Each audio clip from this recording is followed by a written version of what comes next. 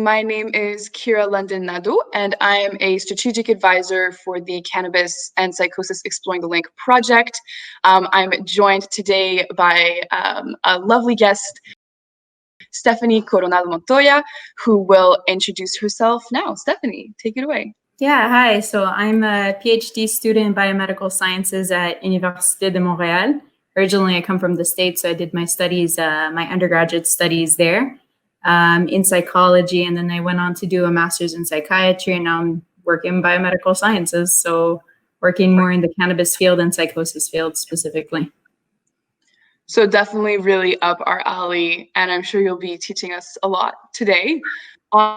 So to kind of get us started and to get us having a feel of what you do, can you tell us a little bit about your studies, your research, how things have unfolded, and what interested you in starting this work in the first place? Yeah, sure. I've been working in research for the majority of my studies, and my work experiences have been very focused both on research and working with vulnerable populations. So I've worked with a variety of different populations. So for example, people with developmental disabilities, I used to work with a lot, or people with rare skin diseases called scleroderma, for example. That was also part of my experiences. So I've always been very interested in helping populations that are either underserved or more vulnerable to certain harms, or basically who have less resources, services, programs, things like that. And when I was looking to start to do my PhD studies, I knew I wanted to work in a population where they would be underserved or have less services. And it was about the time when cannabis was legalized in Canada. So the opportunities for cannabis focused programs are great. And I went into a lab that was looking at cannabis and psychosis. And since it was very much in line with my interests, I started a PhD there, and here I am, still here. So. Amazing, right? And so you and I, when we were speaking, you told me a little bit about the different stages of your PhD, or the different pieces of research that you've done. Can you speak more to that? Yeah. So essentially, when the cannabis legalization came with a lot of gaps in the knowledge of actually many different areas, but specifically in terms of mental health, we knew that people with psychosis were a very vulnerable population. And so this was going to be the center of my PhD project. And so the first thing I wanted to know was what existed for people with psychosis who use cannabis. And so I did a review of all the literature that had ever been published on this, and essentially to see what's been working out there, what's effective, what parts of these programs are working, how they're doing. So that was the first part of my project. And then the second almost logical step was asking the population itself, what do you guys want? What do you prefer? What kind of services would you want, or what specific components of treatment or intervention services are you interested in? So that was the second part of my project. And then the third final phase of my project is to build an intervention based on their needs, preferences, everything we found out previously based on the components of previous programs that have worked, to build a very novel, but informed both by the patients and informed by the scientific literature, build something that would work hopefully for them, or that would target their needs. So these are the three different phases. Interesting. And three really kind of linear phases that logically led into one another. Yeah. During that second phase of figuring out what people needed, what did folks say to you, or what did you pinpoint during that phase? Well, it's still in the beginning stages. So we're currently recruiting for this project.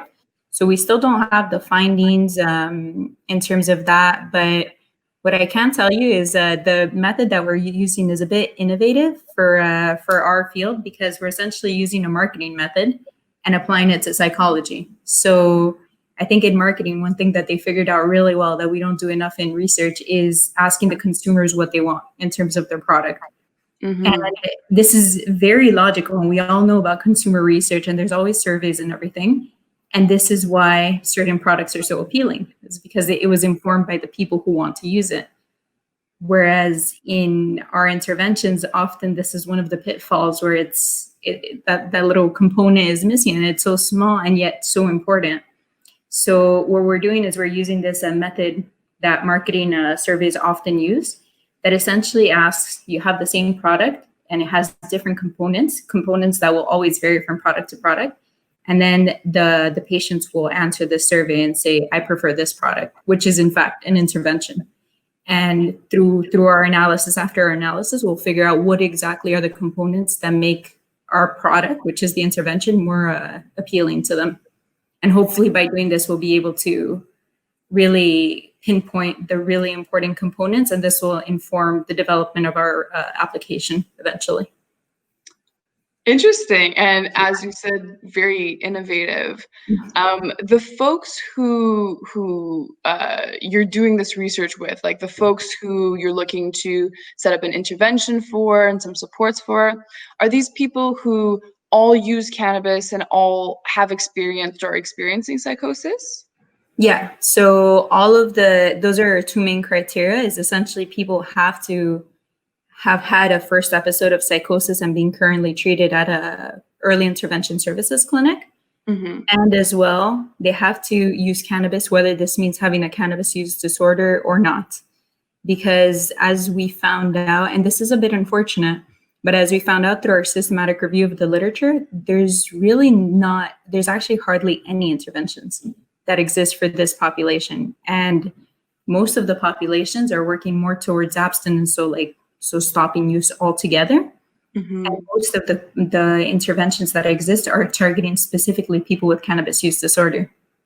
So in terms of harm reduction, there's actually hardly anything going on. And there's still a decent number of people, especially in the psychosis population, there's a lot of cannabis use and it can be very harmful to them. But there's no services that can better address this problem if this is a problem that they want to address. Interesting. So do you think that this idea of harm reduction, which is also really central to the Cannabis and Psychosis project, do you think that that's still a little bit marginal in the research that you do, in the clinical aspect of what you do? Yeah, it's surprising how novel it is. I think that really surprised me actually, because it seems, I think, logical. Well, I used to work as an intervention worker with another population, and it was also a population that would use different types of drugs and everything, different substances.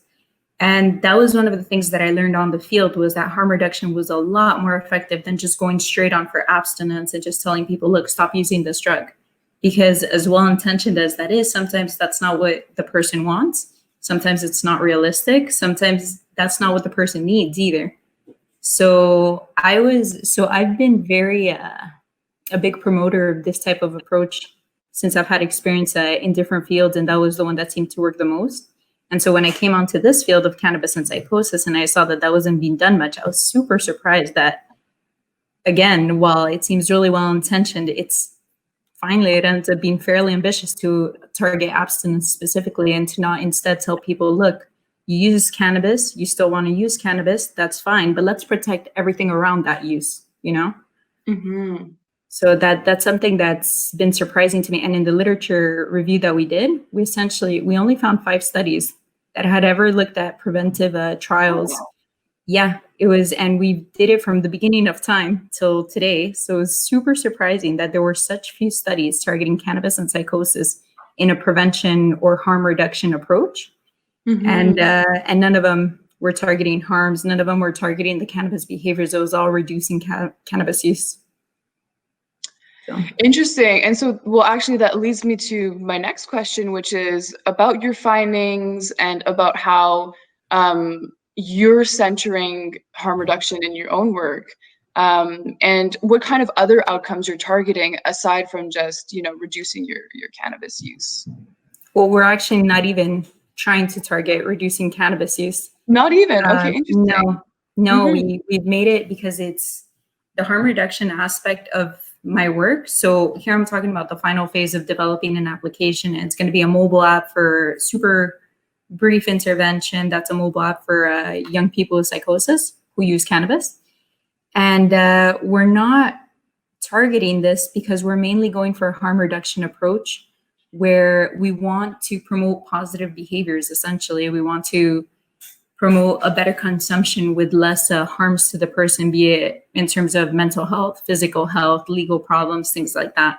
So this is our main outcome that we are hoping to see a change in and are really trying to target with our application.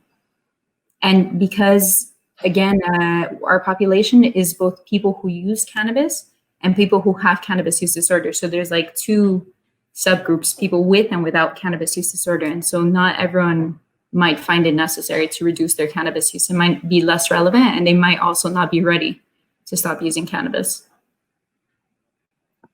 Totally. That's a very kind of specific and patient-centered, for lack of a better word, or maybe that's a good word, approach. I'll ask about that in a second, but I'm wondering, can you tell us more about this app, and what are some of the concrete harm reduction messages that are included in the app? Mm-hmm. Mm-hmm.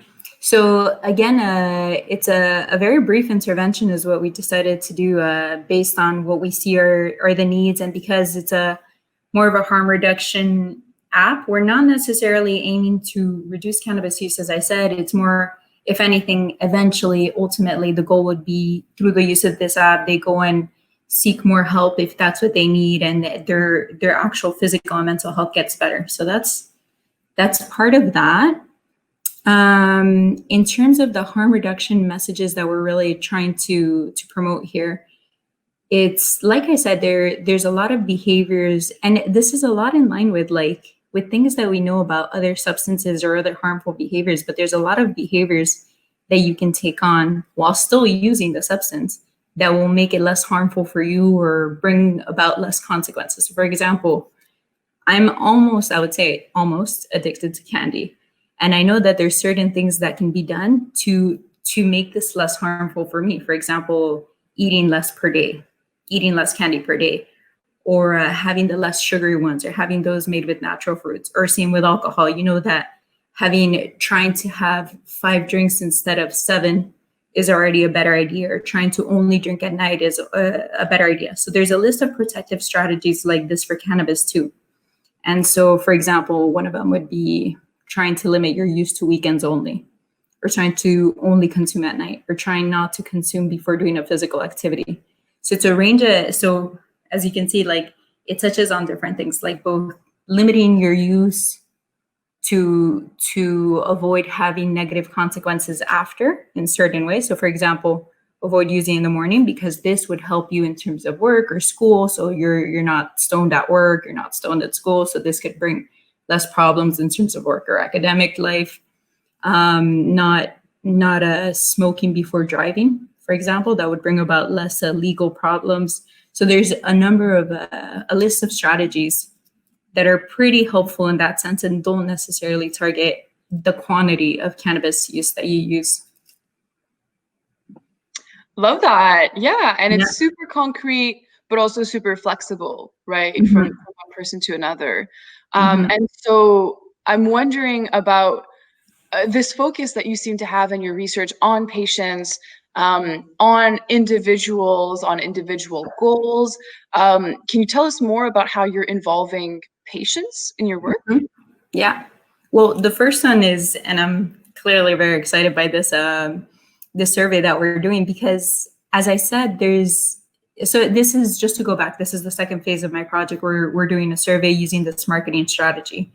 And this to me seems almost intuitive that we should use these strategies, which marketing people already have understood, just including the patients every time. And well, in their case, the consumers, and asking what they want and then doing the product kind of tailored to their wants and needs. So this survey will be a really interesting way and a really great way, first of all, of getting participants involved and getting a voice in the kind of interventions that they want and what they need and what they prefer.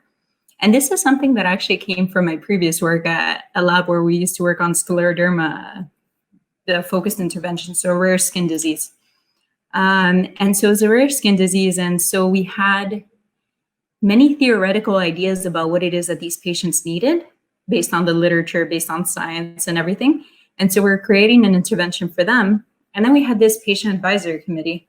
And so they would come in and they would look at their content that was targeted for people like them. And then they would tell us, oh, I could never do all of this. I'm too tired, because this is one of the symptoms they often get. So I would be too tired to do this, or that's a problem, but like really my fatigue is a bigger part of the problem, and I don't see anything addressing that. And it's things that we didn't necessarily know about or we hadn't thought about. Like, we're not in their shoes. So it's not easy for us to necessarily address all their needs and preferences or to address it in the way that they would want it. So, and likewise for people with cannabis, with psychosis who use cannabis, this isn't documented very well. Like what their needs are, what their preferences are, what kind of approaches would they like? Would they like it to be a shorter intervention? Would they like it to be a longer intervention?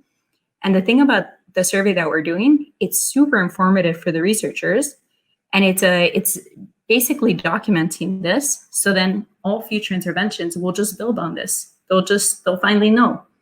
And another advantage of that is the more we tailor it to the specific population we're working on, the greater the chances are that the patients will actually use it. You know, if we offer them an intervention that's 8 months long every single day, who's going to want to do that? Even if it's fantastic, even if it's awesome, even if you get $2 per day, if it doesn't tailor their needs, like, why would that be interesting?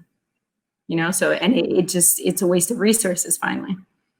So. Yeah, no kidding. And you also mentioned that patient retention, or maybe not patient retention, but retention in treatment, if that's the correct term. I'm not a clinician, so please do correct me. But is tricky with this group of folks. Yep. Is that accurate? Yeah. Essentially, a really large problem here is, and this is again one of the things that I'm hoping that will come across, if anything at all, in this video, but also through the survey that we're doing, is that getting patients involved is very, very critical. Because first of all, we're getting their opinions. Yeah, that's great, and we're going to document this, and it's going to increase hopefully the engagement of patients in future research studies. We're hoping for that.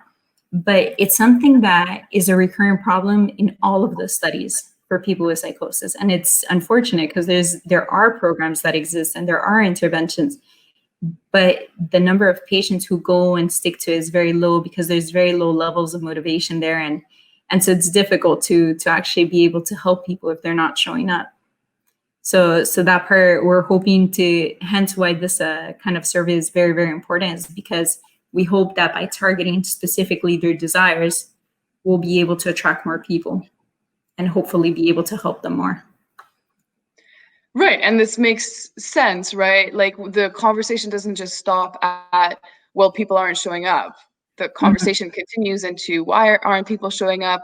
What can we do differently? How are we not meeting people's needs? And maybe that's why they're not showing up. Yeah, that's a very logical way to do it. But I know also myself being a researcher that sometimes different pressures of the research make it so that we want to get right into that phase 3, you know, the creating the application, creating the harm reduction messaging and everything. So it's really cool that you've taken the time to build, to really ask folks what they want first. And I'm wondering, throughout this journey, your studies, your work, your personal experiences, has there been anything surprising? Have there been any kind of myths or misconceptions that you had, either about psychosis, about cannabis use, about the link between the two? Anything that surprised you, or anything that you realized that your previous conception was incorrect? Yeah, well, so I've been working with vulnerable populations for years, but they've always been very vulnerable populations. So a lot of the work I've done in my doctoral studies has been actually constantly a surprise because I'm just learning all the time. And there are some misconceptions that I had that going into the research, I was like, oh, okay, well, I didn't know that. And that's super interesting. And let's keep informing people about this. So one of the first ones would be in terms of the link between cannabis and psychosis. I thought it was going to be clear cut. I thought there were no questions about this. And the more I delve into it and the more I look into very detailed meta-analyses and systematic reviews, I'm understanding that the answer is not really that clear. And that many researchers, though they think there's maybe a connection here in one way, in one direction or the other, it's really not clear yet. And I guess this is one part that I like about science, is that they're honest enough to say, like, okay, well, we're not sure about the direction, but it's potentially from cannabis to psychosis and potentially from psychosis to cannabis. And there's potentially a link in between that's biological or chemical. So it's a little bit not misunderstood, but not well understood just yet. And so that was very surprising to me to just say, so for example, to hear people say like, oh, cannabis causes psychosis, and to be like, okay, well, it's not that clear. You know, we're not sure yet. We have a lot of information on this, and there's a lot of interesting studies, but it's not that simple either. I think another misconception that I had, and I guess this one seems silly now in retrospect, but it's in terms of the cannabis use.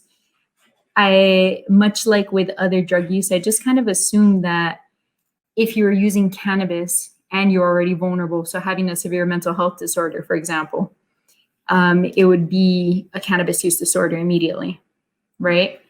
And knowing that people with psychosis can use cannabis without having a cannabis use disorder, and still wanting to use cannabis because for other reasons not related to psychosis at all.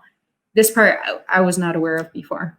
So, and that's when my projects, which target people who use cannabis but don't have a cannabis use disorder, I think this part's interesting because there are no services for people who want to continue using cannabis and not necessarily, not reduce, but just maybe like better manage their consumption and everything.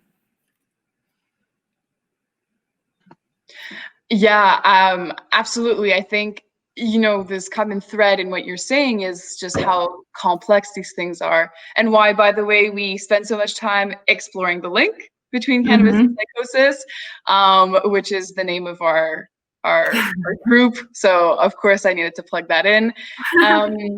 But I'm wondering, I'm really interested in this complex relationship and how the link may be bidirectional, be bidirectional, so from cannabis to psychosis and from psychosis to cannabis, and might also involve a bunch of other factors. And I'm wondering, how are you hearing the conversations around cannabis and psychosis in general? Like, who do you think, if anyone, is trying to simplify it? Where are you seeing maybe oversimplified messages? And or maybe the most misunderstanding, and a good place for us to kind of further educate folks about how complicated this all is. Yeah, I think generally, okay, so cannabis use is already stigmatized, right? So I think this is one of the harder parts, and especially amongst those who will continue to stigmatize, is explaining that, okay, first of all, the cannabis didn't necessarily cause the psychosis, and maybe the use of cannabis by a person who has psychosis, maybe it's not just bad behavior. Maybe there was like a tendency already for that to happen, and it just is part of it, and we can accompany people and like to have less harmful behaviors associated to that.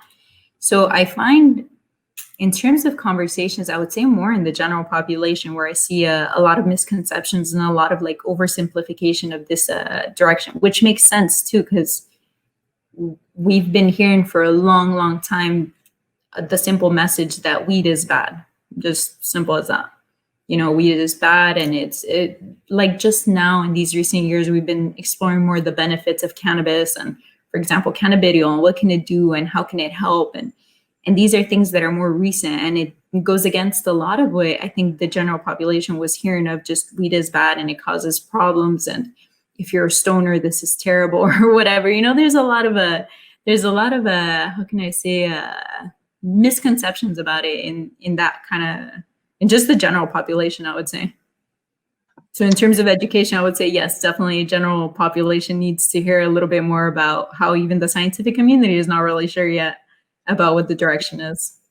Totally. I would definitely echo that from my point of view, as a researcher and somebody who tries to do drug education too, is that, of course, for public health, simple, straightforward messaging is the best, right? Right now, with the COVID-19 pandemic, that's what we're looking for. Simple, clear messages: wash your hands for 20 seconds, wear a mask, etc.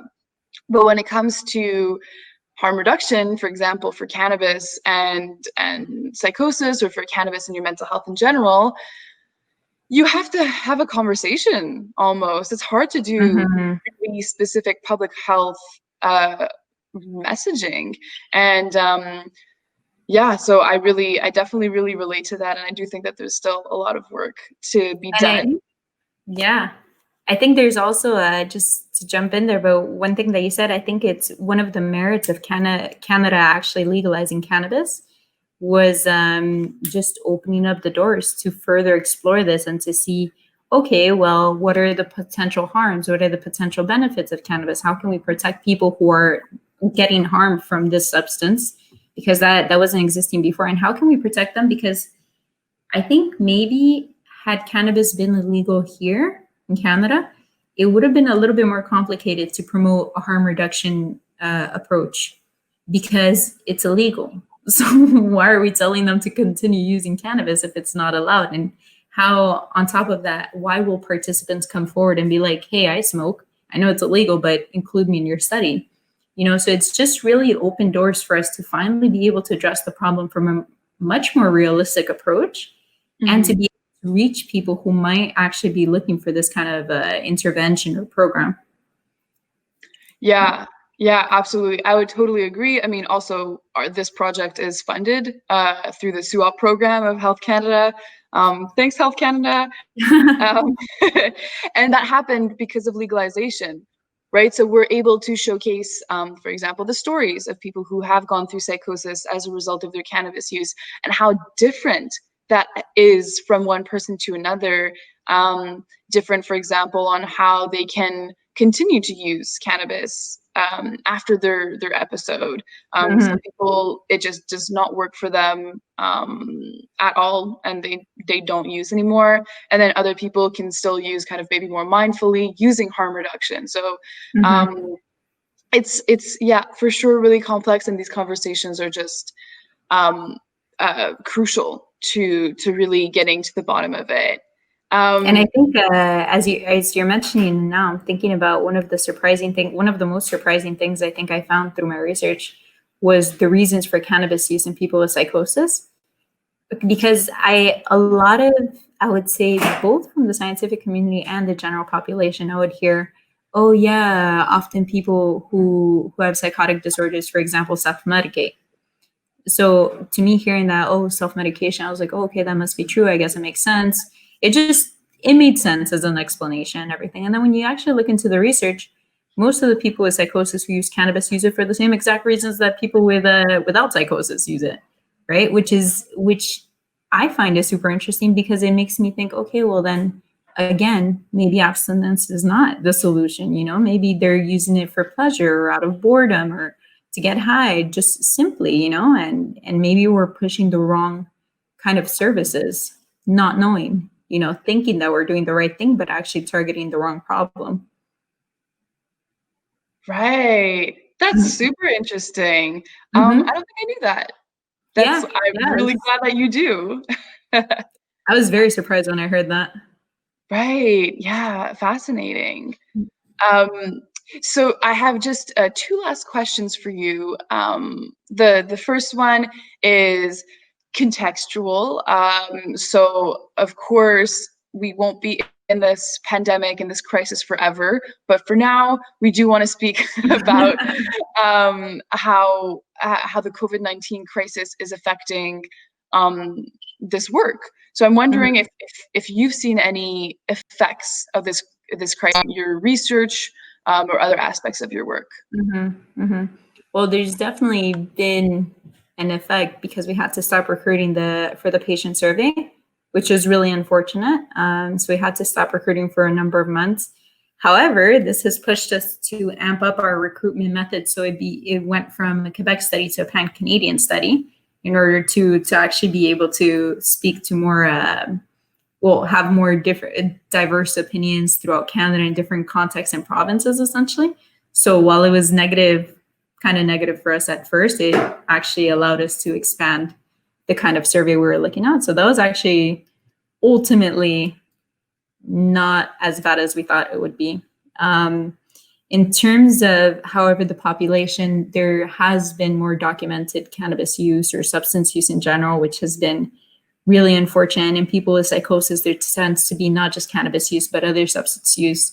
So this has been a bit unfortunate, the increase in substance use, because there's also, it comes to complications for physical and mental health. There's been less access to services. One, less access to services because of the pandemic in general, but two, less people going to the services.